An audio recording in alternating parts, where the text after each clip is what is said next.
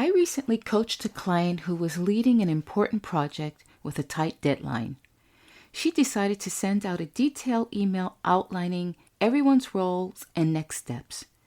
To ensure she didn't miss anyone who might need to be in the loop, she copied virtually the entire department.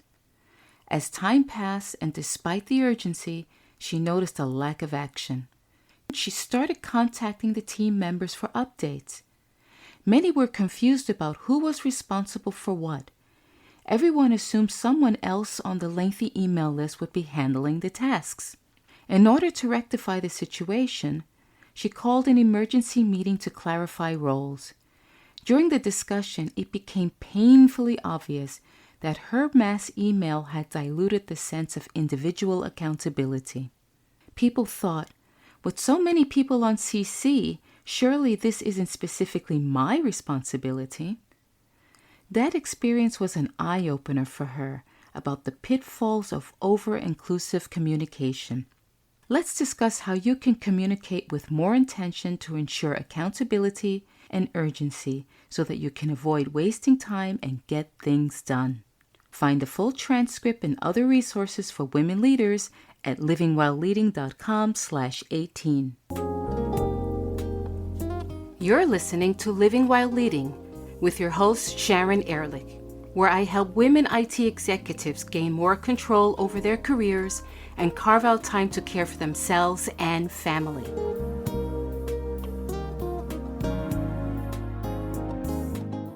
Effective communication in a team or an organization can be tricky.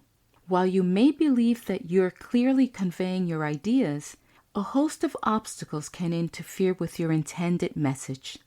To help you better understand the stumbling blocks that can impede effective communication, let's look at 3 common culprits. Recognizing these can be your first step towards enhancing your communication skills and effectiveness. The first one is assumptions. These mental shortcuts can be problematic. You often operate with the belief that others have the same information, feelings, and perspectives as you do, leading to unclear or even misleading messages. The second troublemaker is noise, and I mean that in broad terms. It could be the constant alert from your devices. It could also be the mental distractions, emotional states, or even cultural barriers that affect how a message is received and interpreted. And finally, there's complexity. Whether it's using industry jargon, acronyms, or overly technical language, this can create barriers in understanding, particularly with stakeholders who may not be familiar with these terms. Using complex language may sound impressive, but it often clouds the message. Effective communication is the anchor that holds teams together and drives projects forward. But achieving this isn't as simple as it sounds. How often have you found yourself puzzled by an email or felt that a meeting could have been an email? To elevate your communication, it's essential to recognize some core principles that can make or break your interactions. Here are some critical points to keep in mind. The first is to be as clear and as concise as possible. Before hitting that send button on the email or ending a meeting, ask yourself, could my message have been misinterpreted? Is it straightforward and concise? Next up is active listening. It's not just hearing what the other person has to say. It's about fully understanding the content and the emotional nuance behind the words. It's really difficult to listen actively if you're already mentally formulating your response or looking at your smartphone while the other person is talking. Another effective tool is regular team check-ins. They keep everyone on the same page and help identify roadblocks early. These could range from brief daily huddles to more in-depth weekly meetings. The medium you choose for communication can be as impactful as the message itself. Whether it's a crucial business decision or nuanced team feedback, the channel you select plays a critical role in their effectiveness. From instant messaging apps to traditional face-to-face conversation, each medium has its own set of rules and best practices. To ensure that you're making the most of the human element in your communications, consider this. Topics that are emotionally charged or complicated almost always warrant a face-to-face discussion, or at a minimum, a phone call. If the issue is time-sensitive and waiting for an email reply is not an option, then a phone call is your best bet. Don't underestimate the value of nonverbal cues in building strong relationships and fostering team dynamics. These nonverbal cues can be difficult to recognize on virtual calls.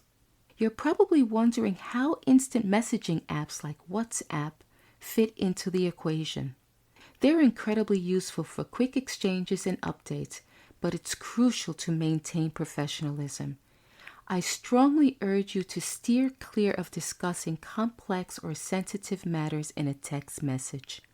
And for your own sanity, try to limit the amount of instant messaging groups you belong to. Maybe you're not able to avoid participating in them, but at the very least, go to your phone settings and silence the group notifications so that you're not constantly getting distracting pings every time a message comes through. Every single conversation you have should be meaningful and have a clear outcome. If someone ends a conversation with you and they're unsure what the point was or what step they should take, it's a clear indicator that communication failed. Start your conversations with the end in mind. Ask yourself, what outcome do I want to achieve with this discussion? And use that as your North Star for navigating the discussion. Be mindful of who needs to be in the conversation. Invite only those who are directly involved or impacted to meetings or on email threads. This will save you time and also solidify your standing as someone who knows how to effectively conduct a meeting. Effective communication is a balance of clarity, purpose, and inclusivity. When done right, it not only saves valuable time, but also enhances your professional reputation. The key to successful communication is setting a clear goal, choosing the right participants, and ensuring everyone leaves the conversation with a sense of purpose and direction. Remember, you're the solution to claiming what's important to you.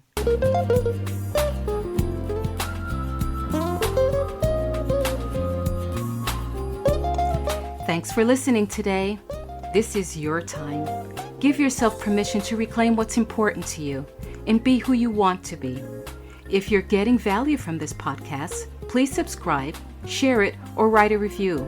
And connect with me on livingwhileleading.com or on LinkedIn. And don't forget to tune in next week.